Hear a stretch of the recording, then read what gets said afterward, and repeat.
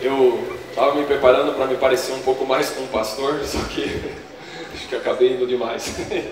Glória a Deus. É que Ele usa a gente e não é a gente que tem que forçar as coisas. Valeu, Davi.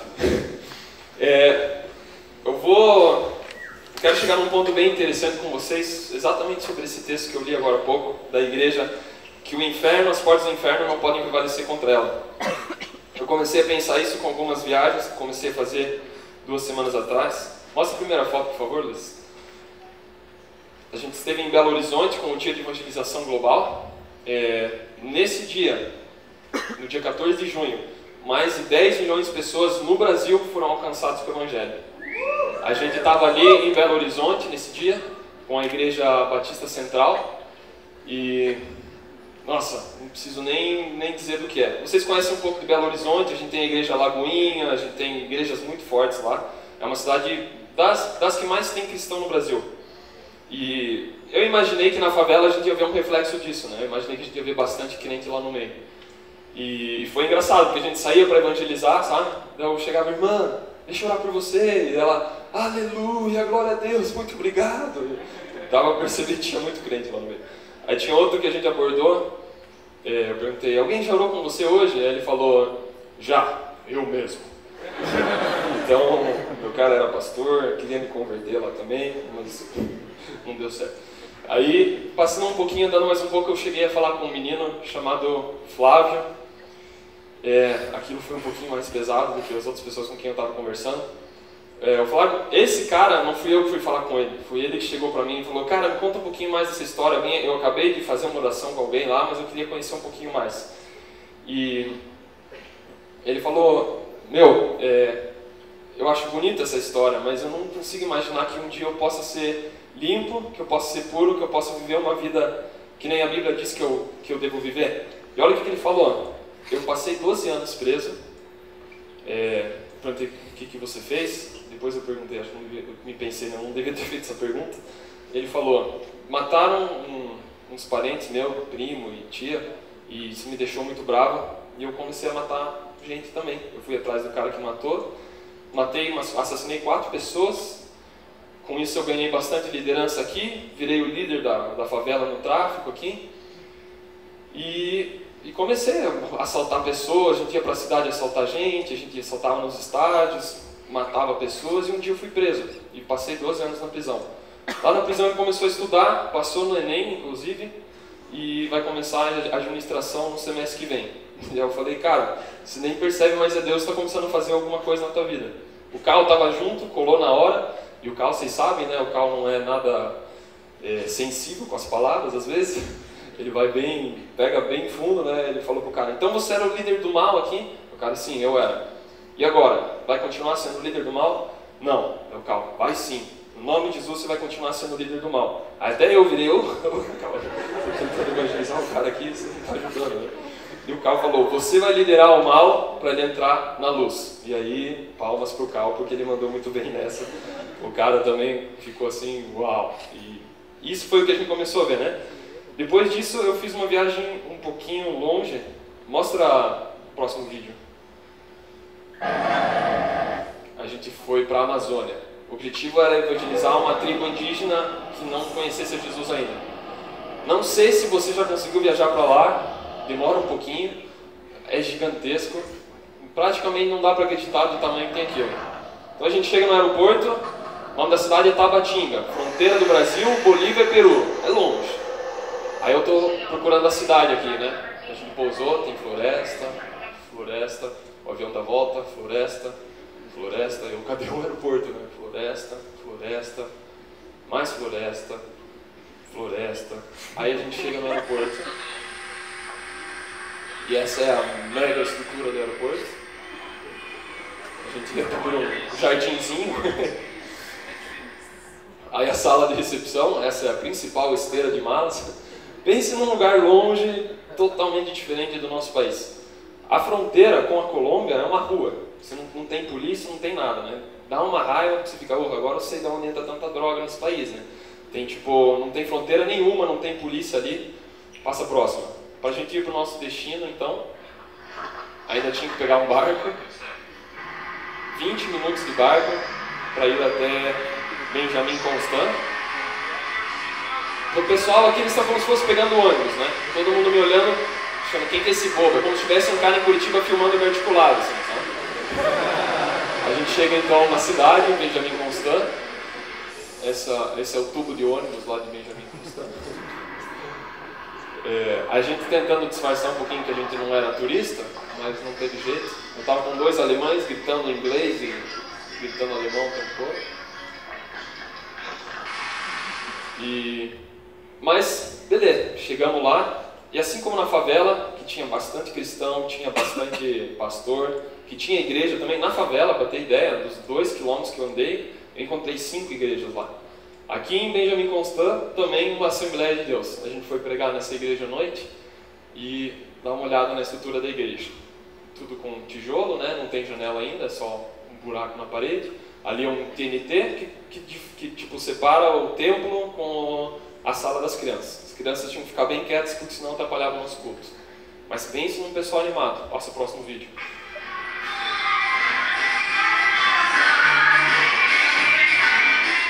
Eu tinha que esconder que eu estava filmando, mas esses são os alemães que estavam comigo.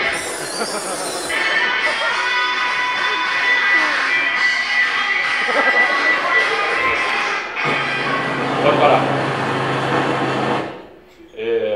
Então, incrível. Assim, lá em Tabatinga, a gente foi almoçar num lugar, tinha, assim, um lugar extremamente simples. Eu andei 2 quilômetros a pé, no sol, com a mala, tentando achar um lugar, achamos finalmente um, era o Barriga Cheia, o nome do lugar, o único na região.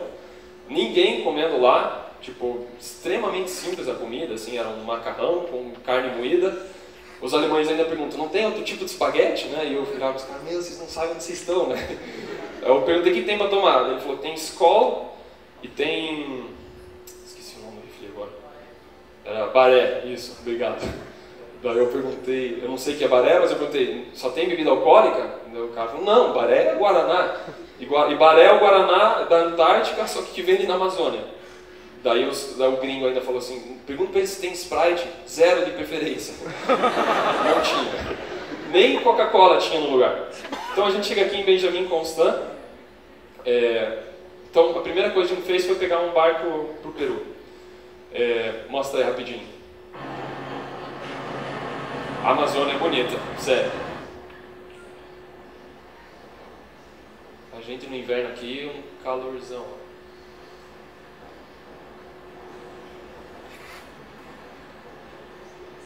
Se você olhar ali, você começa a ver algumas casinhas, aquilo ali é o Peru.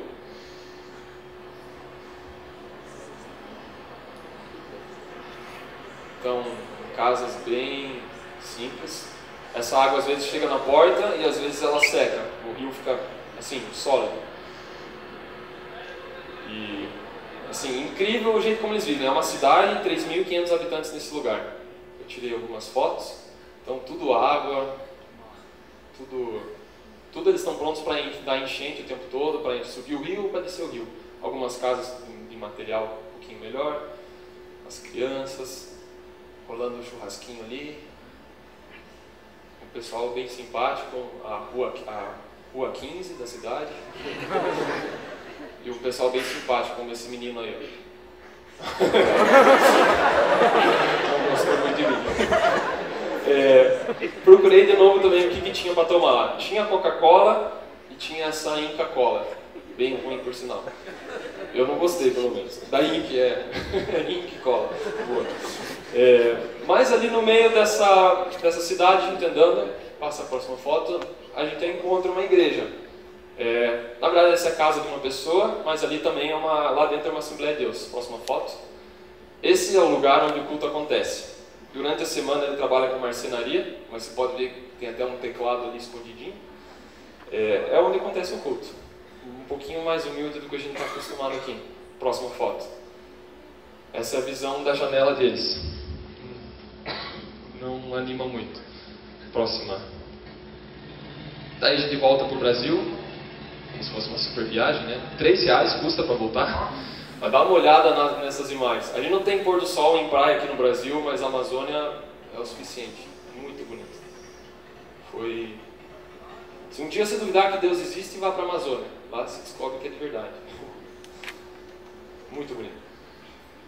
Mas como eu não estou aqui para vender um pacote de viagens para vocês, deixa eu ir ao ponto onde a gente chega, o que a gente queria fazer, né? Pode passar a próxima. A gente queria então ir para a tribo indígena, né? Essa é a casa dos missionários americanos lá, bem igualzinho o filme, tudo com água, todas essas tábuas que tem que andar. Eu tentei filmar, só que eu quase caí, eu achei melhor parar de filmar. Eu não uso esse tipo de tênis, só na Amazônia. Esse é o aeroporto. O aviãozinho que a gente pegou. O aeroporto de novo. E lá vamos nós, vamos decolar. Então, foi assim, 40 minutos para a gente chegar nesse lugar. A Amazônia é muito grande. E é incrível ver assim, sabe? Não é que nem nas fotos. Você olhando ela de perto dá um arrepio, assim, tipo, que incrível que é o homem não ter conseguido chegar a alguns lugares ainda. Por mais que o outro homem tente impedir ele, né? Aqui voando, algumas casas, inclusive ali é o Peru. Então a gente está chegando cada vez mais perto dessa tribo. 40 minutos depois, não sei quantos quilômetros a gente voa. A gente vai pousar. E eu cada vez mais animado para filmar aquela tribo, né? Então a gente vai chegando.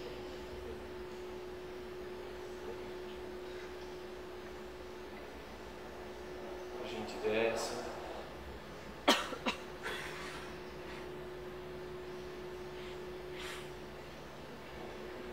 E ali, ó, se você vê, você começa a ver as pessoas correndo ali em cima.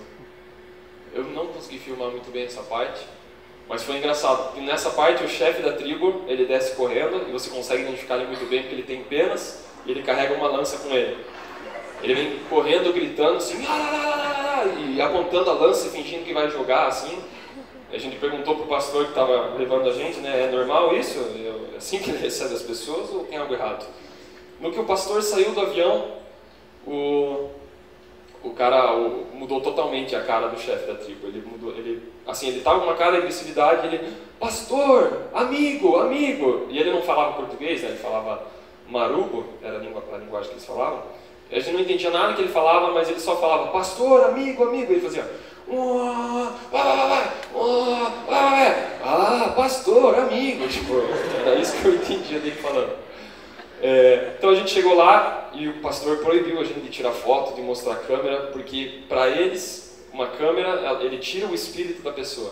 Então eles têm muito medo, eles ficam realmente bravos quando você tenta tirar uma foto deles.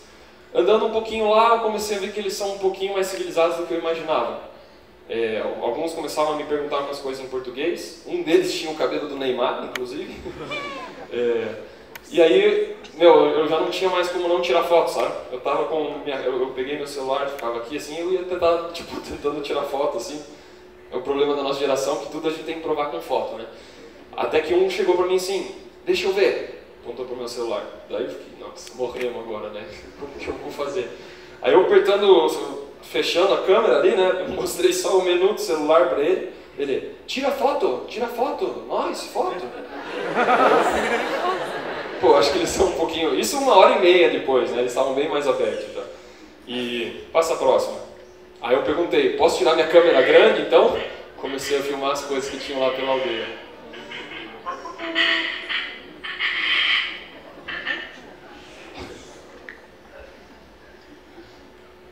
Eles começaram a deixar eu filmar um pouco da aldeia. Incrível. Não sei se deu uma antena parabólica ali. Aqui eles estão construindo algumas casas. Pode parar aqui, está repetindo. Pode passar para a próxima. Então, esse aqui é o centro da aldeia. A primeira coisa que a gente pediu é se podia entrar lá. E o chefe ficou muito bravo com a gente. Ele mudou a cara na hora de novo. Ele começou a ficar bravo, bater com a lança no chão. Ele disse, não, tudo bem, não precisa. A gente tinha um tradutor que falava a linguagem deles, então isso ajudou um pouquinho. Pode passar a próxima. Esse aqui é o chefe, então. Só ele anda com essa lança. E foi engraçado, porque depois, conversando já umas 2 horas, assim, ele convidou a gente para conhecer lá dentro o centro da aldeia. E engraçado que eles mandaram todas as mulheres embora, só podia participar homem daquele momento. Era como se algo importante fosse acontecer, sabe? Uma reunião. Eles tem um problema bem sério em valorizar a mulher, sabe? Infelizmente eles tratam a mulher como se fosse um animal, então alguns têm mais de uma mulher, têm várias esposas, então eles expulsaram as mulheres naquele momento porque aquilo era um momento que só homens podiam participar. Próxima foto. E acho que essa foto mostra bem o que aconteceu lá. Foi um momento muito íntimo, assim, sabe? A gente começou a conversar, o tradutor começou a ajudar a gente também. E o chefe da tribo começou a chorar. Quanto mais a gente falava de Jesus, ele começava a chorar cada vez mais. E foi muito forte aquilo, porque depois a gente perguntou se ele queria aceitar Jesus. E ele disse que sim. Depois disso, a gente perguntou se a gente podia apresentar Jesus para o resto da tribo. Ele disse sim. E toda a tribo, inclusive, aceitou Jesus naquele momento. O chefe chorando bastante, ele grita para aquelas coisas lá deles. E o outro chega com uma lança, igualzinha que ele tinha. E ele entrega para o Werner, que é quem estava junto comigo, que é meu chefe no projeto, né? E fala, isso aqui é para você levar para o mundo inteiro, contar do que você viveu aqui, do Jesus que você apresentou aqui. Então aquilo foi muito forte. Engraçado, porque não tem como traduzir o que é Deus para uma cultura indígena. Eles não conhecem, eles não têm a cultura que a gente tem, que já tem Deus por tudo que é lado. Como você vai falar para eles que existe um Deus que criou o mundo, um Deus que mandou o Filho dele para morrer por nós, e que o Espírito dele vive hoje em nós? Tanto é que eles acreditam fácil nisso, porque eles acreditam em vários Espíritos, né? O que eles não conseguem acreditar é que existe um só. Só que o Espírito Santo cuida disso, né? O chefe chorava ali e foi muito forte. Então, tanto é que o tradutor que estava traduzindo, eu nem imaginava que o cara não era crente. Ele fez a oração junto, no que terminou a oração, ele falou assim, pastor, eu tenho 2 esposas, o que eu faço? Agora isso foi muito engraçado, porque, beleza, um monte de crente ia dizer, você tem 2 esposas, se livre de uma delas, ou sei lá o que o crente ia dizer. Só que o cara reconheceu na hora, sabe? Tipo, tem algo que eu devia mudar. A gente não falou nada. É como se o Espírito Santo tivesse entrado nele e ele, pastor, eu tenho que arrumar isso na minha vida.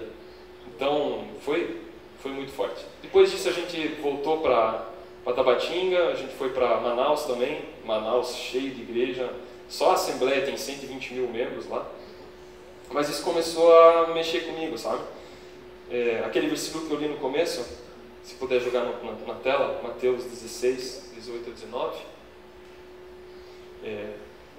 que é Jesus falando que as portas do inferno não vão prevalecer contra essa igreja. Já joga de novo, já joga direto no 19.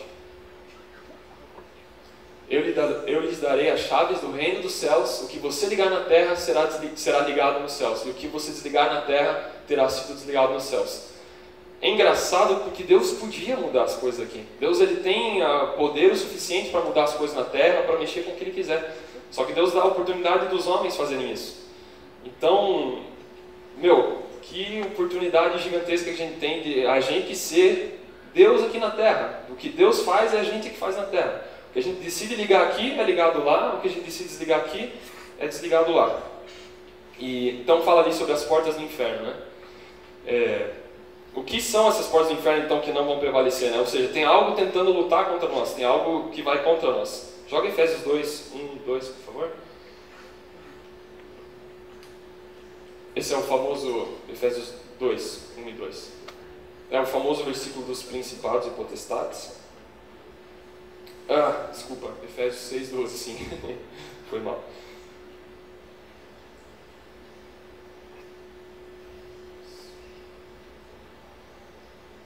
O 6:12. Pois a nossa luta não é contra seres humanos, mas contra os poderes e autoridades, contra os dominadores desse mundo de trevas, contra as forças espirituais do mal nas regiões celestiais. Tem gente que se empolga com aquela parte lá que a nossa luta é contra as autoridades, já quer destruir o governo, matar Dilma, sei lá o quê. Mas não é bem disso que está falando. Eu fui mais a fundo no versículo, tentar ver em que outras partes da Bíblia ele se referia à mesma autoridade, a esse mesmo principado. Já joga Efésios 2, 1, 2 para mim, por favor.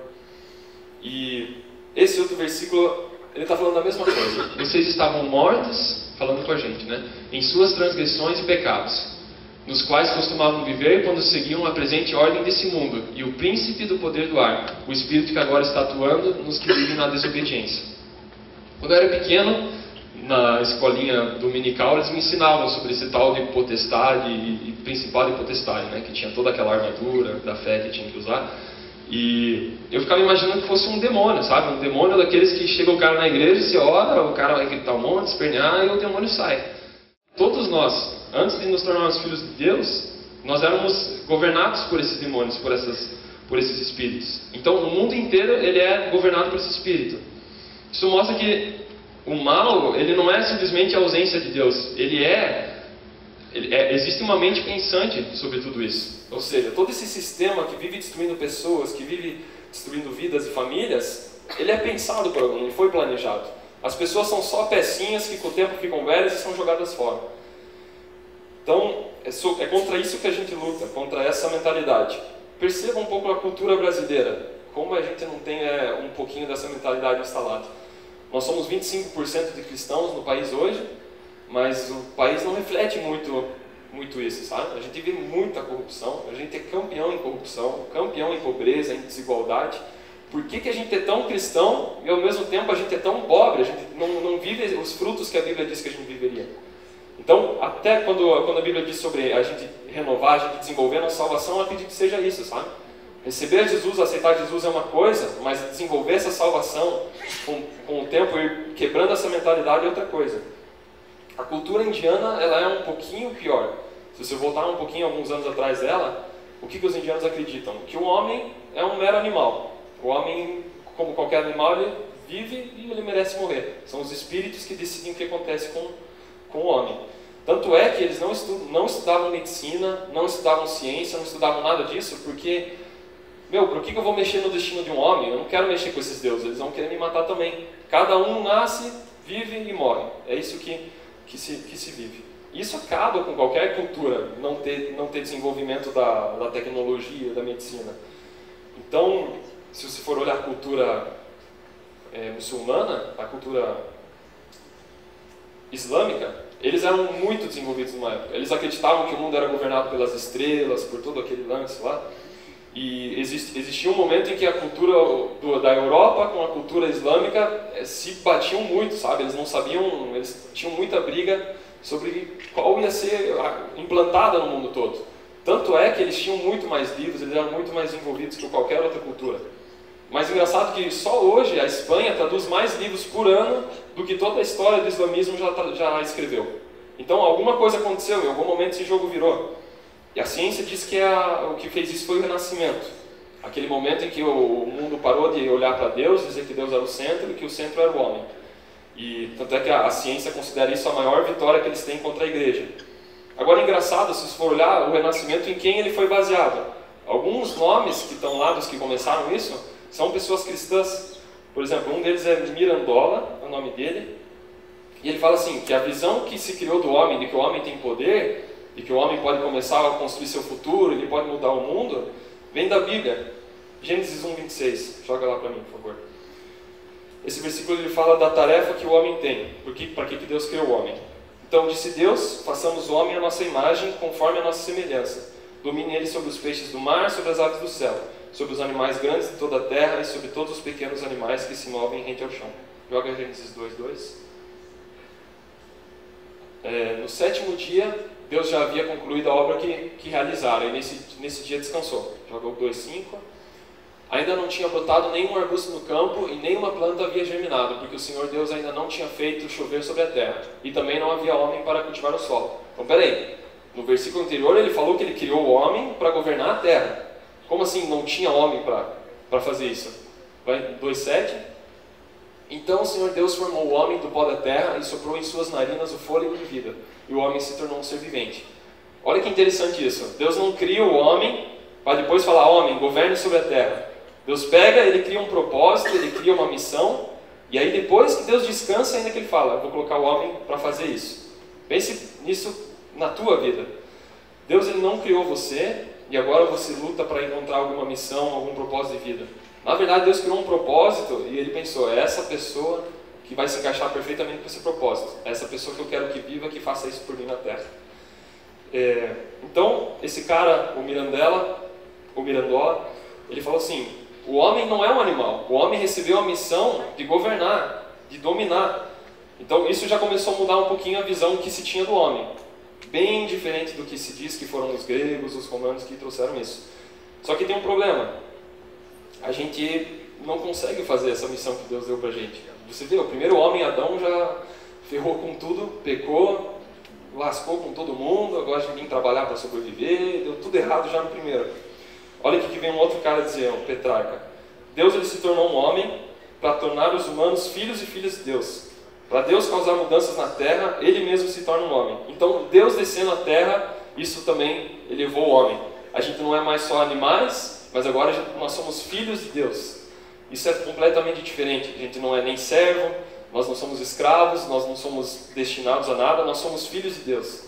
E é baseado nisso que toda a história mudou, que o renascimento começou a acontecer, que o homem começou a se enxergar como alguém que podia construir alguma coisa, como alguém que pudesse construir um futuro, como alguém que pudesse pensar o que ele mesmo queria fazer nos próximos anos, né? Olha que legal, Romanos 5,17.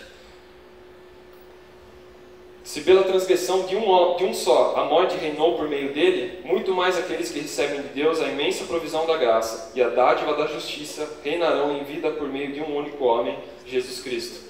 Então isso que ele fala, Adão, que foi o cara que acabou com tudo, um homem só, agora através de Jesus, não só nós voltamos a ser como Adão era, mas nós somos ainda maior, nós somos reis e sacerdotes.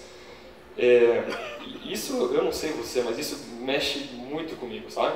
Pensa no quanto, como as pessoas pensam mal de si, assim. O tanto de país que se vê como um mero animal, o tanto de brasileiro que acha que vai nascer, vai viver, tentar se sustentar, pagar o boleto dele todo mês e morrer um dia. O que Jesus fez, a gente é muito diferente disso. Jesus mesmo fala, olhe para os lírios dos campos, olhem para tudo que eu tenho cuidado, dos passarinhos. Vocês acham que eu não vou cuidar de vocês? Parem de focar em conseguir o sustento de vocês. Não estou fazendo oferta agora, depois vou falar sobre isso. Mas parem de olhar para o sustento de você e comece a olhar para o que você tem que construir. Provérbios fala isso, né?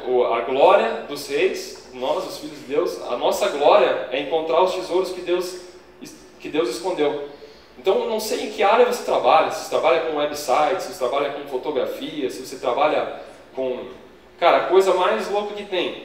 Tipo, Deus escondeu um tesouro nessa tua área e a tua glória é o teu prazer de encontrar esse tesouro que Deus colocou escondido nessa área. Então, é muito além de ter que se sustentar para você ter seu próprio dinheiro. Isso mexeu muito comigo em um ponto da vida. Meu sonho era, quando eu era pequeno, meu sonho era ser piloto de avião, mas esse sonho eu matei rapidinho. Depois eu comecei a sonhar ser músico. E, nossa, eu quero ser famoso, eu quero tocar em vários lugares do mundo, eu quero ser um tecladista muito bom, e talvez até um tecladista crente. Beleza, comecei a tocar, a banda Os Escolhidos, não sei quem conhece, eu comecei junto com os meus amigos, depois eu fui para a banda The Tree, lá da ABBA, depois eu fui para a banda Aproxime-se, que a gente até viajou, tocamos no Chile, todos os sonhos que eu tinha musicalmente, eu consegui cumprir antes dos meus 20 anos de idade. Até o cara que era meu sonho conhecer, a nossa banda foi convidada para tocar com ele no Brasil. Só que eu sempre estava naquela crise, né? Será que é música que Deus tem para mim? Por outro lado, eu gostava de fazer vídeo. Com 11 anos eu fiz meu primeiro filme. Eu não trouxe, mas ia ser engraçado de mostrar. Pra você ter ideia, a gente faz uma perseguição policial assim, aí eu e meus amigos a gente entra num carro, próxima cena é um Hot Wheels descendo uma ladeira assim, e a gente saindo do carro no mesmo lugar. Assim. E eu ficava assim, Deus, você me quer pro vídeo ou você me quer pra música? Então, chegou num momento assim, falei, Deus, acho que você me quer pro vídeo. Vou vender meus teclados porque eu preciso de um computador melhor. E eu estava decidido, eu ia vender meus teclados. Cheguei, na semana que eu ia vender, a gente fez uma viagem, levei meus teclados para aquele lugar, para tocar a última vez lá, e um pastor chegou por mim, orou comigo, profetizou, e foi bem forte, assim, ele falou, cara, Jesus está te levando para um lugar, você decidiu parar no meio do caminho, e agora ele está te chamando para terminar de andar. Eu falei, é verdade, não é vídeo, acho que é música então, vou começar a música, vou vender meu computador e comprar um teclado melhor. Aí eu lembro de fazer os trabalhos da escola, do ensino médio, os professores falaram, você tem que fazer faculdade, alguma coisa tem a ver com vídeo, você é muito bom em vídeo. Eu, não, eu sou músico. Fiz vestibular para produção sonora na UFPR, passei no penúltimo lugar que dava para entrar, e Eu falei, é de Deus, acho que música é pra mim. Aí beleza, chegou num ponto lá em que 90% do meu tempo eu tocava e 10% do meu tempo eu fazia vídeo. Só que 90% do meu dinheiro vinha de vídeo e 10% vinha da música. Aí eu comecei Deus, não é música não, Deus, é vídeo que você tem pra mim. Larguei meu curso de produção sonora na UFPR depois de ter feito 2 anos. E eu sempre nessa crise, né? Entrei em publicidade, comecei a fazer publicidade e já no primeiro semestre, Deus, eu acho que era música, Deus. E eu nessa loucura, assim, música ou vídeo, música ou vídeo. Até que um dia eu fiz o History Makers, que eu não vou fazer propaganda porque as vagas acabaram, mas quem se inscreveu se deu muito bem. Cara, aquilo pra mim foi muito forte. A gente começou a falar de visão, né? Da visão que Deus tem para as nossas vidas, do propósito. Que é muito diferente de o que eu quero, o que Deus quer que eu faça na minha vida, né? Lá Deus mostrou, Guilherme, o que eu quero para você é que você comece a influenciar mentalidades, você comece a mudar a mente de pessoas e que você levante um exército que faça isso. Daí, tinha que escrever, né? Tanto é que eu escrevi, mudar a cabeça das pessoas através da música. Burro, né? Esse final aí eu coloquei. Daí depois, através do vídeo, riscava e ficava riscando. Um dia, eu assisti um negócio bem legal no TED Talks. Não sei quem conhece, muito bom. Passa para isso. Esse negócio chama Círculo de Ouro. Animal, é assim, lá dentro é o porquê, mais para fora é o como e mais para fora é o quê. Então o cara fez uma comparação assim, por que a Apple vende tão bem comparado com algumas outras empresas? A Apple, ela entendeu o porquê deles, lá no centro, o why, que é vender status. Infelizmente é um negócio nojento assim e eu compro tudo da Apple, mas não é por status que eu compro. Agora você pega uma Dell, por exemplo, a Dell ela faz computadores como através da tecnologia, porque eu pelo menos não sei qual que é. É assim, só que pega a Apple, que fazia computadores, ela decidiu um dia fazer um MP3 player. Qual que é o nome do aparelho que toca música da Apple? É o iPod. Todo mundo conhece o iPod. Alguém conhece o MP3 player da Dell? Sabe me dizer o nome do modelo? A Dell? Pode ser. E aí ele começa a mostrar isso, né? Por exemplo, a Apple resolveu fazer um telefone, então. Sabe o que é? Se não me engano foi a Motorola. Eles falaram assim, nunca que uma empresa que faz computadores vai conseguir desenvolver um celular decente. E hoje o iPhone é ou o primeiro ou o segundo mais vendido do mundo. E aí o cara vai num nível um pouquinho mais profundo, né? Ele mostra como o cérebro humano ele é desenvolvido do mesmo jeito. Por fora, você põe todas as suas lembranças do que aconteceu, do que você fez ontem, do que você comeu. Um pouquinho mais para dentro você coloca os métodos, como você faz uma coisa, como andar de bicicleta. E lá no meio é que está o que você acredita, que está o teu propósito, está o teu porquê. Engraçado, porque se uma pessoa bate a cabeça meio fraca, ela pode esquecer o que ela fez ontem. E se ela bate um pouquinho mais forte, às vezes ela esquece como andar de bicicleta, por exemplo. Mas para você chegar num ponto em esquecer no que você acredita, em perder o motivo, o teu porquê, só morrendo. Não existe outro jeito. Então, Deus ele fez biologicamente muito protegido, sabe? O homem, que aconteça o que quiser, mas tipo, o homem só vai perder o motivo de vida dele se ele morrer. E aí eu comecei a pensar, Deus, se você fez isso biologicamente, provavelmente você fez isso também, provavelmente você planejou isso, né? Fui na hora procurar na Bíblia, fui parar em Jonas, a começar por Jonas 1:2. Jonas 1:2. Luiz.